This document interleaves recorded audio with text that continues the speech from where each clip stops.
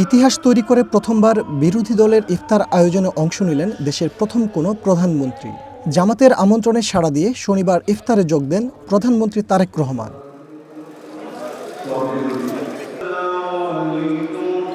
শুভেচ্ছা বক্তব্যে প্রধানমন্ত্রী বলেন, রাজনৈতিক দলগুলোর প্রতি মানুষের প্রত্যাশা অনেক, তাই মানুষের ভাগ্য পরিবর্তনের জন্য কাজ করতে হবে। নির্বাচনের মাধ্যমে গণতন্ত্রের যাত্রা শুরু হয়েছে, যে গণতন্ত্রের জন্য বাংলাদেশের মানুষ প্রায় 1 যুগেরও বেশি সময় ধরে অকাতরে জীবন দিয়েছে, বিভিন্ন অত্যাচার, নির্যাতন, গুম, খুনের শিকার হয়েছে। এত ত্যাগের বিনিময়ে আমরা আজকের এই গণতন্ত্রের যাত্রা যেটি সূচনা হচ্ছে বা হয়েছে নির্বাচনের মাধ্যমে, সেটির সুযোগ পেয়েছি। বাংলাদেশের মানুষ আজকে অনেক প্রত্যাশা নিয়ে, অনেক আকাঙ্ক্ষা নিয়ে, অনেক আশা নিয়ে আমাদের সকলের দিকে তাকিয়ে আছে, বিশেষ করে রাজনৈতিক দলগুলোর দিকে তাকিয়ে আছে।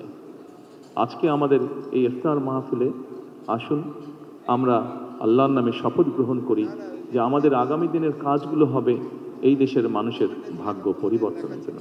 আসুন আমরা আল্লাহর দরবারে সেই রহমত চাই যার মাধ্যমে আল্লাহ আমাদেরকে এই দেশের মানুষের ভাগ্য পরিবর্তনের জন্য, এই দেশের ভাগ্য পরিবর্তনের কাজ করার তৌফিক আমাদেরকে আল্লাহ তাআলা দিবেন। জামাতের আমির ডাক্তার শফিকুর রহমান বলেন, গতানুগতিক বিরোধী দল নয়, বরং সংসদে কার্যকর ভূমিকা রাখবেন তারা।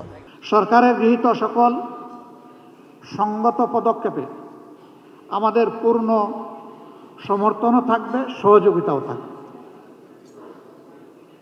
কিন্তু আমাদের বিবেচনায় আমরা যদি দেখি যে সরকার কোনো অসঙ্গত সিদ্ধান্ত কিংবা পদক্ষেপ নিয়েছেন, আমরা প্রথমে দৃষ্টি আকর্ষণ করে সহযোগিতা করব।